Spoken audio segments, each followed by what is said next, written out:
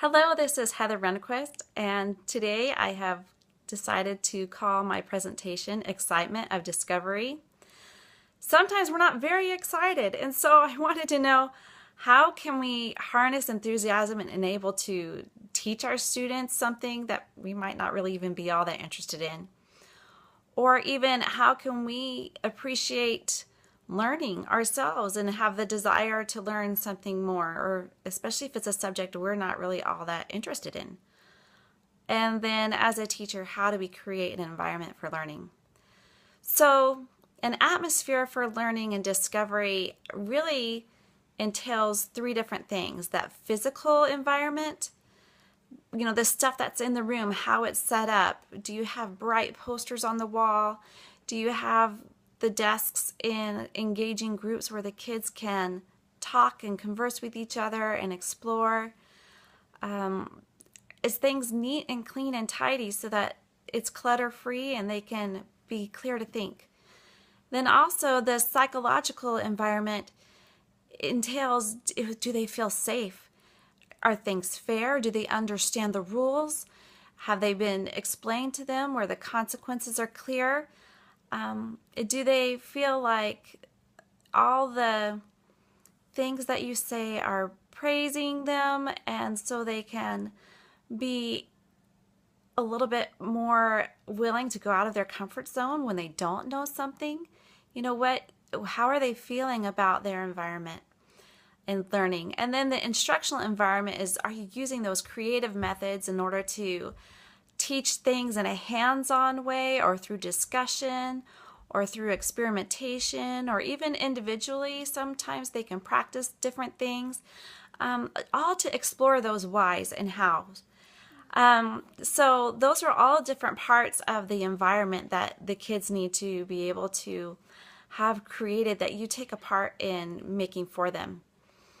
And then especially when it's a subject that you're not that interested in to begin with, how can we get more interested in it? And I really like the scripture in Doctrine and Covenants, section 11, verse 21. Seek not to declare my word, but first seek to obtain my word, and then shall your tongue be loosed. Then, if you desire, you shall have my spirit and my word, yea, the power of God unto the convincing of men. And I think that really says it all. One of our friends from class shared that with me. But other ways that we can help to develop enthusiasm is, one, take good care of your health. You're not going to be enthusiastic if you're sick, if you're tired. Recognize your accomplishments when you've done a good job, or even just trying your best. Recognize that you've done that so you can give yourself that little pat on the back so you can feel good about yourself for that day.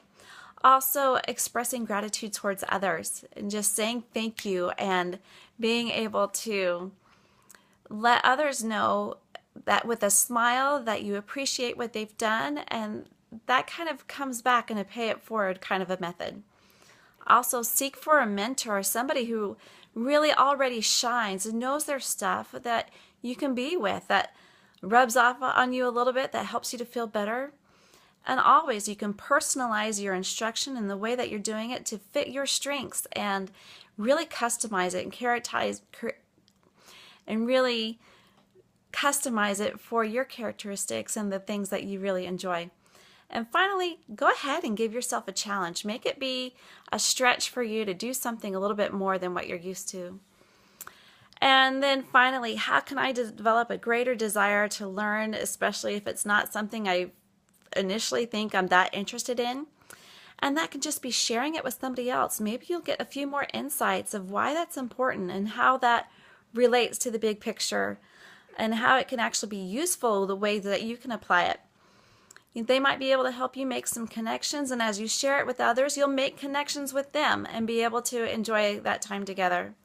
So these are some of the things that I've learned this week. I hope that you enjoy the video. Thank you. Bye-bye.